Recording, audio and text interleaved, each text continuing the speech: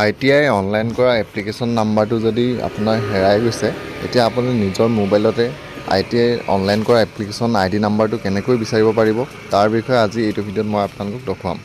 তো বন্ধু বান্ধৱীসকল, ITI যেতিয়া আপোনালোকে ৱেবছাইটটোলৈ আহে তেতিয়া ইয়াত লগ ইন কৰিবলৈ আপোনাৰ কাউন্সেলিংটো আপোনালোকৰ প্ৰথম দিব লাগে, তাৰপিছত আপোনাৰ এপ্লিকেশ্যন নাম্বাৰটো আৰু তাৰপিছত পাছপৰ্টটো দিব লাগে।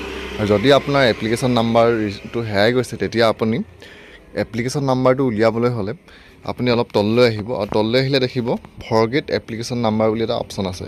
তো আপোনালোকে কি কৰিব, ফৰগেট এপ্লিকেশ্যন নাম্বাৰ ক্লিক কৰিব আৰু ফৰগেট এপ্লিকেশ্যন নাম্বাৰ ক্লিক কৰাৰ লগে লগে আপোনালোকৰ সন্মুখত এনেদৰে নতুন এটা পেজ আপোনালোকৰ সন্মুখত এনেদৰে আহি যাব। তো ইয়াত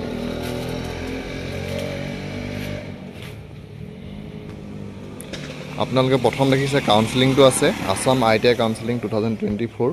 তো সেইটো আপোনালোকে ইয়াত দিব লাগিব। তাৰপিছত আপোনাৰ নেম অফ দ্য কেণ্ডিডেট আপোনালোকে ইয়াত নামটো যেতিয়া মনত ৰাখিব, আপোনালোকে অনলাইন আবেদন কৰোঁতে যোনটো নাম দিছিলে সেই নামটো ইয়াত দিব লাগিব। তাৰপিছত আপোনাৰ দেউতাৰ নামটো যেনেদৰে দিছিলে অনলাইন এপ্লাই কৰাৰ সময়ত সেই নামটো ইয়াত তেনেদৰে দিব। তাৰপিছত আপোনাৰ মাৰ নামটো দিব লাগিব অনলাইন আবেদন কৰোঁতে যেনেকৈ দিছে তেনেদৰে।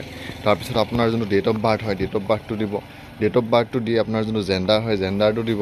আৰু জেণ্ডাৰটো দি হোৱাৰ পিছত তলত যোনটো চিকিউৰিটি পিন দিছে, এই চিকিউৰিটি পিনটো আপোনালোকে ইয়াত দিব লাগিব। আৰু চিকিউৰিটি পিনটো দি হোৱাৰ পিছতে আপোনালোকে ছাবমিটত ক্লিক কৰিব। আৰু ছাবমিটত ক্লিক কৰাৰ লগে লগে আপোনালোকৰ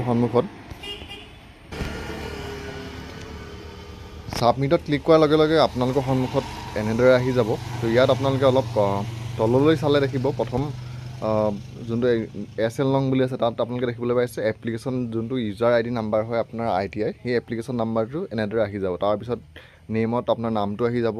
তো এনেদৰে আপোনালোকে অনলাইনত আপোনাৰ যোনটো ITI এপ্লিকেশ্যন ID নাম্বাৰ হয় সেই এপ্লিকেশ্যন ID নাম্বাৰটো চাব পাৰিব।